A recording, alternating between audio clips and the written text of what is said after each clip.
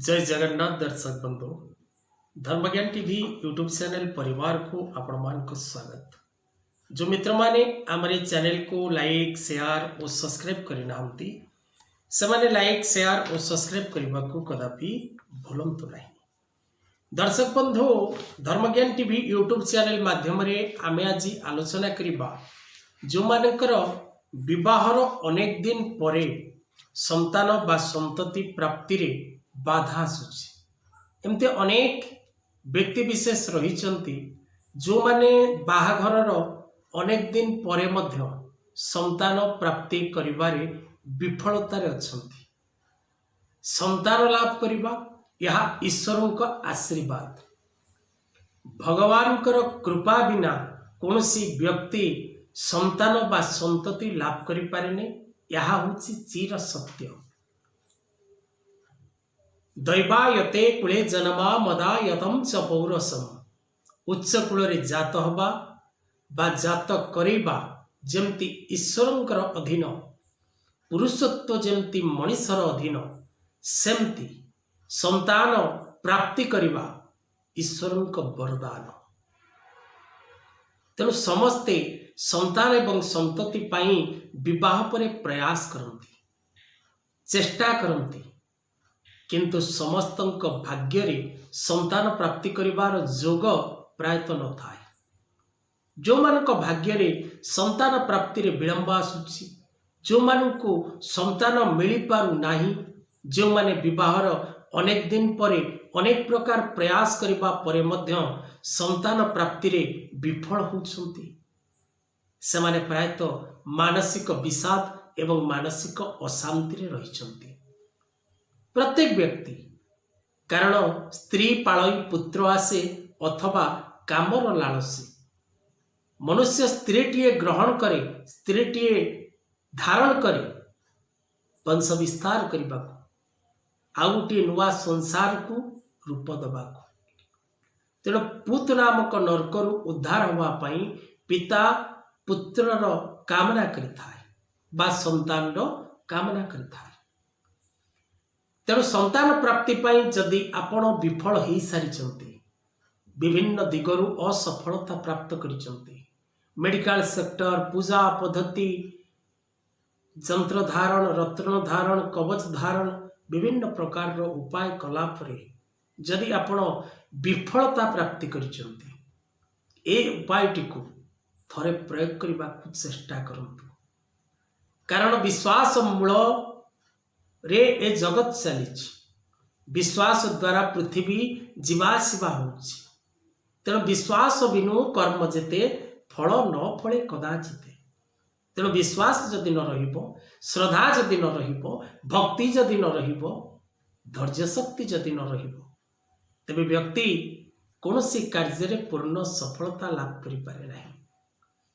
तेणु आजिर विषय वस्तु रही दर्शक बंधु संतान प्राप्ति पाई सरल मंत्र। संतान हो नथिले कौन करिवे उपाय, गर्भधारणर मंत्र कौन रही, गर्भधारणर उपाय कौन रही, पिला हबार उपाय कौन रही, पिला हबा पाई कौन रही मंत्र। जो मानकर छुआ पिला हेई पारुनी से माने कौन करिवे सरल प्रयोग। दर्शक बंधु पिला छुआ हो नथिले विवाहर अनेक दिन परे आपण निश्चित भाव रे चिंतित रहिबे, मानसिक अशांति रहिबे। तेणु एई जो उपायटी आपण को कार्यक्रम माध्यम रे दर्शा जाउची, भक्ति विश्वास और श्रद्धार सहित ताकू करंतु। सफलता निश्चित भाव रे आपण प्राप्त करिवे, एथिरे कोनोसी संदेह नाही।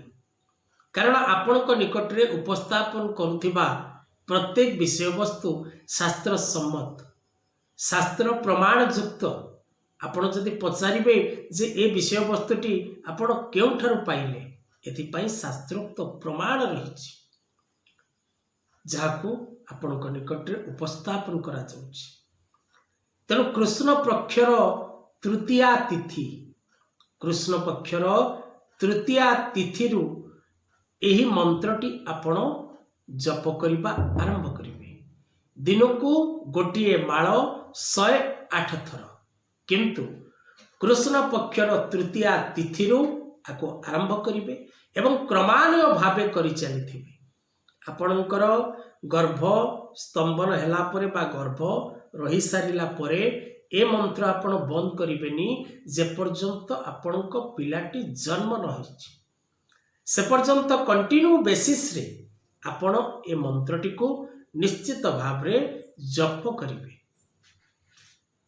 एवं ए मंत्रटी जप कर सारला परे बा जप करिबा आरंभ दिवस स्त्री गोटे गर्भ रक्षा यंत्र ताहा प्रत्येक महिला मानकर नाम गोत्र हिसाब रे पुरोहितंक द्वारा बा जे गर्भ रक्षा यंत्र निर्माण करबा जानिथिबे तांको द्वारा गर्भ रक्षा यंत्र प्रस्तुत करेंगे निजर ना गोत्र दे जहाँ पारिश्रमिक पड़ो तांको पेमेंट करेंगे जदि आपणक पाखरे संभव नुहे ए यंत्र प्रस्तुत करबा तेबे आपण तले दे जेतिबा नंबर रे जोगाजोग करिवे गर्भ रक्षा यंत्र केवल स्त्री धारण करिवे एवं ए मंत्रटी को उभय स्वामी स्त्री पाठ करिबा उचित जदि उभय पाठ करि परिबे नाही तेबे जणे पाठ कले मध्य हबो पुरुष पाठ कले मध्य यार फल महिला को प्राप्ति हबो तेणु मंत्रटी होउछि दर्शक बंधु